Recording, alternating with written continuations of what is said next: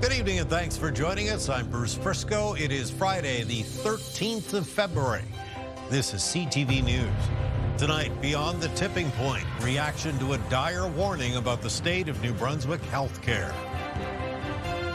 A beer tax backlash. Producers say it's time to kill the automatic increases. And speed skating success. Dreams come true for a maritime Olympian. Live from our Maritimes News Center, this is CTV News. Here is Bruce Frisco. Good evening. Reaction continues to roll in from across New Brunswick tonight to a dire warning from a top health official yesterday. You'll recall the woman in charge of Horizon Health insisted surgeries may have to be canceled if more hospital beds don't become available. CTV's Laura Brown has our top story. Arthur Perry spent 17 months in hospital, waiting for a bed at a local nursing home. His daughter says the staff were wonderful, but the year and a half was difficult. His mental health really started to decline because, he was depressed. He thought he was going to end up dying there and staying there forever. He finally got a placement in October. Perry passed away just 3 weeks ago at 100 years old.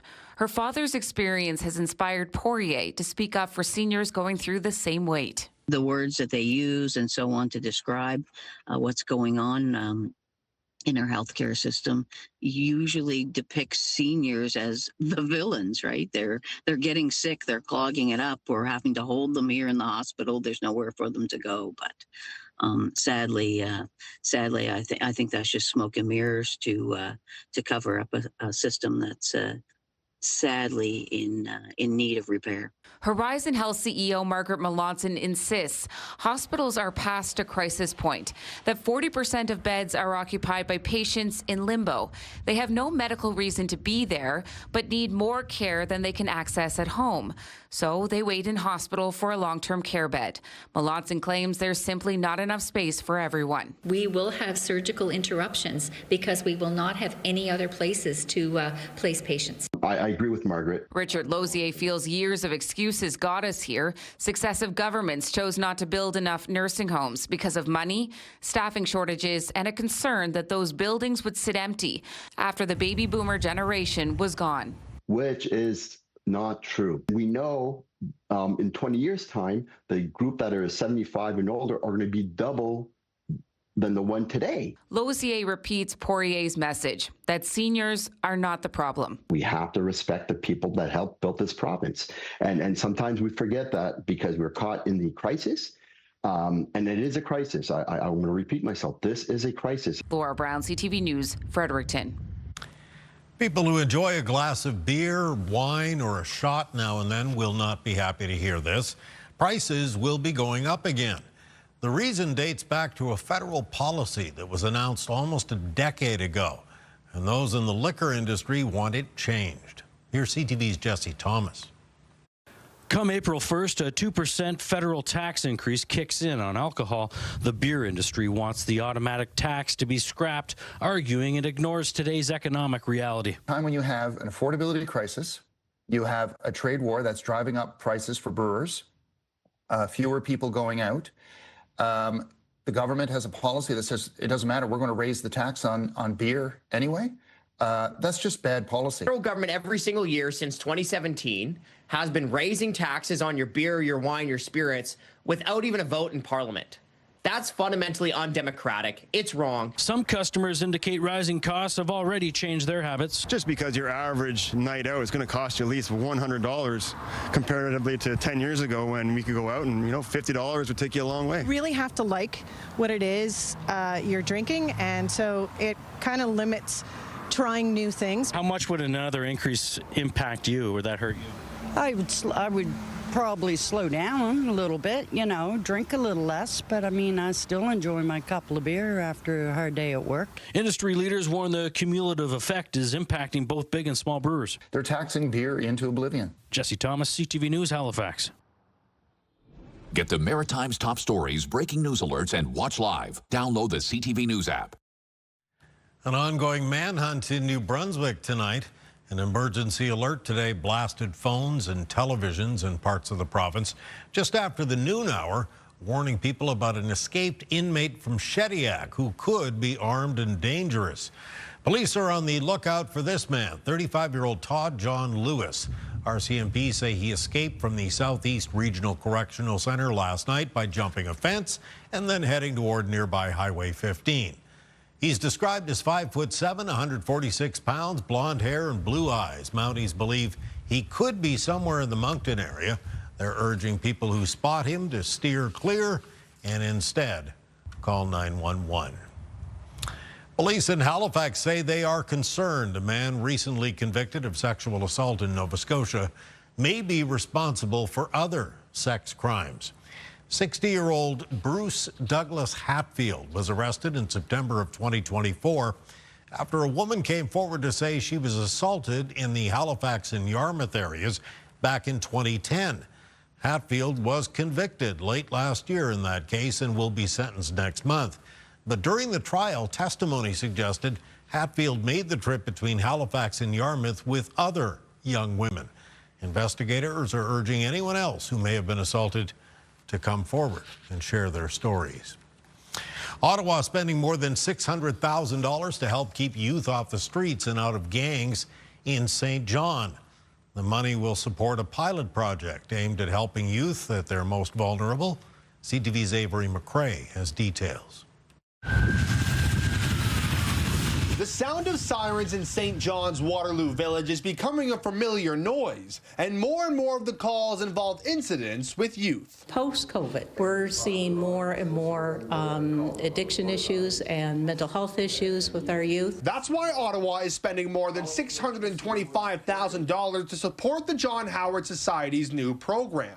The money comes from Public Safety Canada's Youth Gang Prevention Fund. I don't think it's any secret that St. John has a lot of challenges with respect to at-risk youth, homelessness, housing. Our government believes in rehabilitation. It believes in working in communities to work with at-risk individuals. The new program will see staff work with at-risk individuals aged 12 to 30 that have been identified through community partners like police to help steer them down a path away from crime. Each youth is given a psychosocial assessment and other multiple assessments where they can determine, the different risks, the strengths, the areas of need, root causes. The program is being done on a pilot basis and, if successful, could soon be implemented in communities across Atlantic Canada.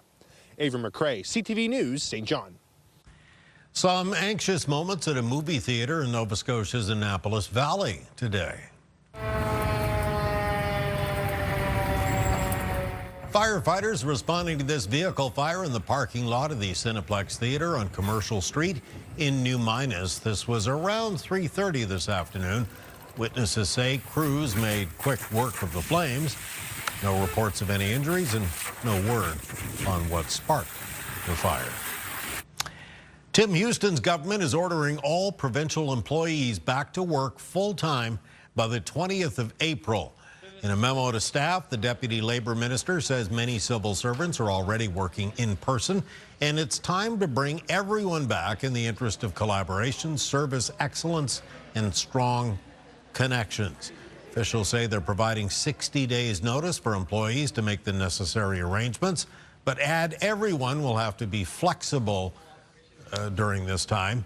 The NSGEU is furious about all of this, noting that the 2,500 employees will have to shell out more for gas and parking, and traffic in some areas will only get worse. They're urging concerned members to reach out ASAP. New Brunswickers have one more week to share their thoughts on the upcoming budget, which is expected to include some pretty difficult choices. Here's CTV's Nick Moore and what the pre-budget consultations have included so far. Work is well underway in developing New Brunswick's 2026-27 fiscal budget. We're in the midst of the ordinary budget process now, so it's intense discussions with departments, working with them on their submissions. The provincial deficit in November was reported to be $834.7 million. The official opposition believes it is now over $1 billion. We're fearful it might be $1.5 to $2 billion. So it's actually astonishing because we look at it, the previous PC government over a period of 6 years saved this province and the coffers close to $2 billion. It's going to be a difficult budget. The Premier has made it very clear about that. The New Brunswick Association, representing more than 100 museums and historical sites, has issued what it's defined as a call to action, saying those locations are at risk in the budget. The Green Party says rural areas are bound to take the biggest hit. Targeting schools for closure if there's under a certain number of students, that can destroy the economy of small communities, and half of our province is rural. The pre-budget consultation process will finish next Friday. Nick Moore, CTV News, Fredericton. Thank you, Nick. Still to come tonight, Kaylin's full forecast, and we'll examine the impact that Valentine's Day has on small businesses around here. Coming up next, though, class is in. We've waited a long, long time for even just a taste of new. After waiting years, a new elementary school is set to open next week in the north end of Halifax. We'll take you inside when we come back.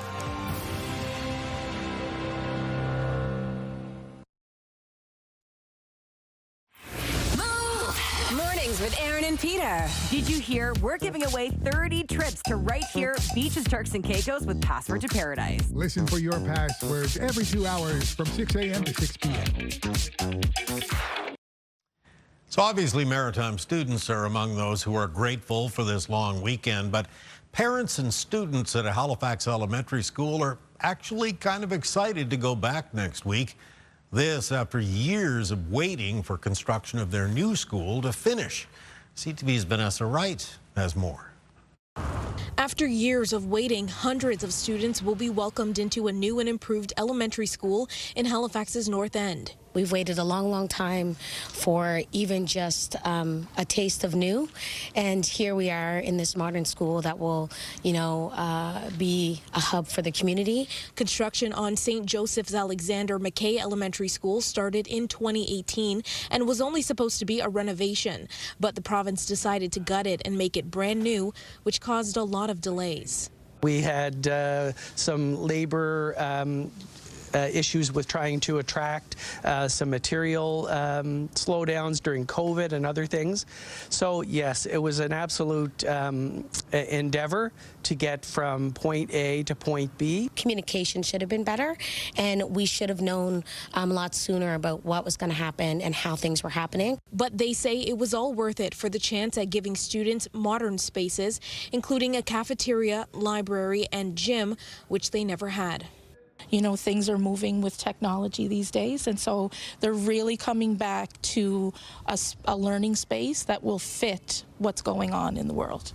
Though the school's principal says the biggest win is that it addresses accessibility concerns. To have our students be able to walk in groups with families, greet them, stay after school. With busing, we weren't allowed to stay after school to have any kind of programming or extracurricular things. So this really will truly be back to being the community hub. The school can hold 515 pre-primary to grade 6 students. Classes start on Wednesday. Vanessa Wright, CTV News, Halifax. Thank you, Vanessa Wright. Time for a quick little break, but when we return, it's your complete maritime weather forecast. Easing into Valentine's Day weekend. Kaylin Mitchell with a sweetheart of a forecast when we come back.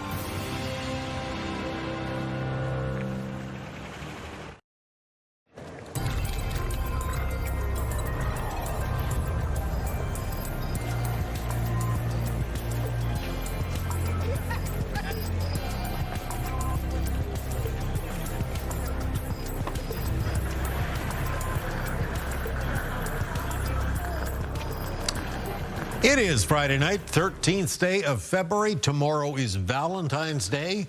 And I hear you've got a gift for the whole region. Yeah, it's pretty nice weather in the forecast for Saturday. Now, eventually, later on Saturday evening and Saturday night, there will be some light snow and some flurries developing for the province of New Brunswick, and that's going to become a little bit more widespread for the Maritimes by Sunday morning. We'll take a closer look at that in a moment. In the meantime, though, for tonight and the first part of tomorrow, we're underneath this ridge of high pressure, and that's keeping our weather conditions pretty quiet. So taking a look at our forecast timeline, it is a cold night tonight for the Maritime region. It'll be a cold start to the day on Saturday. Should be a good deal of sunshine around for Saturday morning. And then for Saturday afternoon, increasing cloudiness in western areas of New Brunswick and the southwest of Nova Scotia. And by the mid-afternoon, the start of some light snow and some flurries up around the northwest of New Brunswick. And then that light snow and flurries is going to become more widespread for the Maritimes as we move through Saturday night and into Sunday morning as this low pressure system moves across New Brunswick to position closer to the Atlantic coastline of Nova Scotia.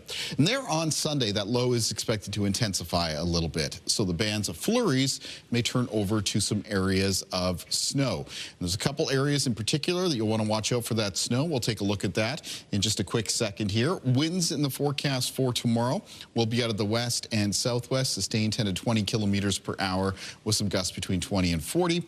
I mentioned it's a colder night, and most low temperatures tonight in the Maritimes will be falling down to around -10 or colder, especially in the province of New Brunswick. Parts of the Atlantic coastline of Nova Scotia with some low temperatures tonight between -5 and -8. Highs in the forecast for tomorrow for the north of New Brunswick, mostly between -5 and 0. And down through central and southern parts of the province, the high temperatures tomorrow between -2 and +1. For Prince Edward Island on Saturday, the high temperatures for most communities between -2 and -4. In Cape Breton, the high temperatures between 0 and -4. And then for the North Shore and Eastern Shore of Nova Scotia between -1 and +1. For northern and central parts of the province, the high temperatures tomorrow between -1 and +1. Very sunny day, and then some increasing cloudiness with some flurries Saturday night. And in the southwest of Nova Scotia, highs between 1 and 3 degrees, some increasing cloudiness beginning in the afternoon, and then some flurries developing Saturday evening and Saturday night. So back to the snow and the flurries. This is running through basically Saturday night into early Sunday morning. And you can see initially as it comes into the province of New Brunswick and the southwest of Nova Scotia, snowfall amounts are going to range from trace up to around 2 to 5 centimeters locally.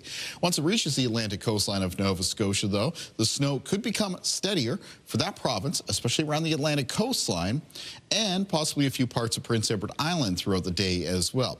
Now, most communities, again, could probably expect about 2 to 5 centimeters of snow, but around the Atlantic coastline and moving up towards the east, including into Cape Breton, there could be some locally higher amounts, as much as around 5 to 10 centimeters, and that could certainly contribute to some snow-covered roads and some slippery conditions developing through the day on Sunday.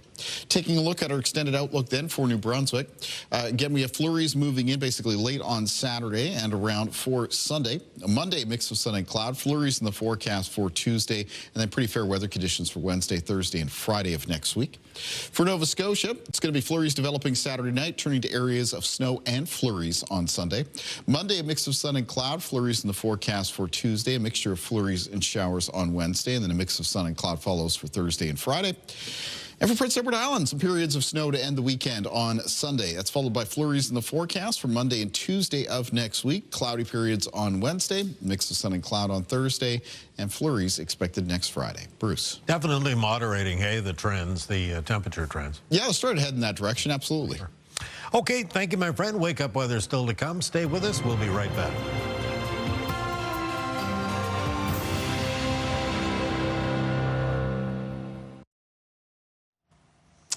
Turns out couples aren't the only ones struck by Cupid's arrow on this Valentine's weekend. Small businesses are also feeling the love. As CTV's Stephanie Seco shows us tonight, from flowers to chocolate to getting spoiled at the spa, romantics are shelling out the bucks to shower their special someone with affection. Salted caramel. Okay. The espresso caramel. It's not Valentine's Day without something sweet. We have our Valentine's cupcakes, of course, some different fun flavors, our raspberry almond crumble, and then we also have our fun Valentine's Day chocolates. So we have like our heart-shaped lollipops, our chocolate Bernard the Bear. Across the bridge in Dartmouth, Restaurants are gearing up for a full house this Valentine's Day weekend. We've been pretty well booked out on the Saturday for a while now, and then both Friday and Sunday have kind of filled up as well. So it's a busy one. I mean, we got 3 full days of lovebirds coming to enjoy themselves and have a great meal. Last year in Atlantic Canada, there was a 311% increase in spending at florists, an 88% increase at grocery stores, suggesting some people were celebrating Valentine's Day at home. And restaurants saw an uptick of 44% over the week prior. Even new businesses are seeing a boost. The Curious Goose Community Workshop is giving lovebirds the chance to make something that will last a lifetime. A friend of ours had a great idea of making Valentine's themed charcuterie boards.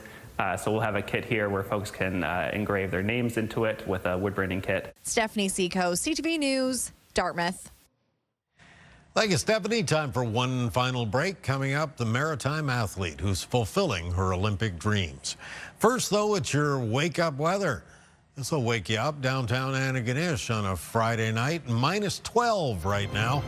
Kaylin Mitchell's Wake Up for Valentine's Day morning coming up next. Saturday morning, 14th day of February, and you're the first person I get to wish happy Valentine's Day to. Oh, I appreciate that, Bruce, and happy Valentine's Day to you as well. Oh, shucks. Yeah.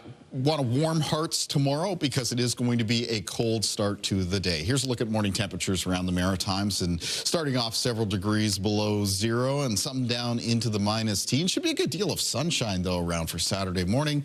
In the afternoon, some cloud cover starts to increase in western parts of the region, and that will be followed up by, again, some flurries and some light snow developing maritime-wide later Saturday evening and Saturday night. Bruce.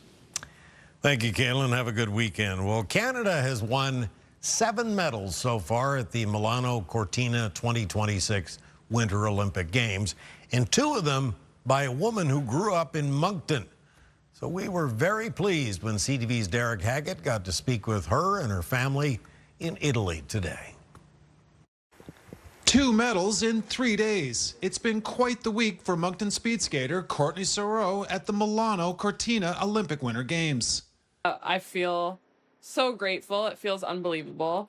I feel a little bit tired today, but if I'm being completely honest. It's just as special for her family. I think we're kind of in shock a little bit and really happy for her, obviously. Each night we're just kind of like, what just happened? What just happened? We have to watch the replays. We are very proud of course, we know the hard work that she put behind all this and the lows and highs that she had to go through in the past. Her older brother, not surprised. I know what she's capable of, and I have full confidence in her, and I expect more to be coming. No pressure. Thursday's bronze medal, the first time a Canadian outside of Quebec won an individual medal in short track speed skating. I guess it's just being from a small province. It doesn't limit your dreams. And she also lived in Moncton, which just didn't have any skaters of her similar speed there at the point in time. So her option was coming to Fredericton at first to be able to train. Eve, who played in the NHL and in Europe, admires his daughter's discipline. And we've traveled so much and we've lived in so many different cities. Started in Switzerland, we did it in Munich, we did it in Ontario, we did it in New Brunswick most of the time. She's a trooper. Derek Haggett, CTV News, Moncton. Congratulations to her. We're awfully proud of her. Okay, that is your late news for tonight, and that's it for this week, as a matter of fact.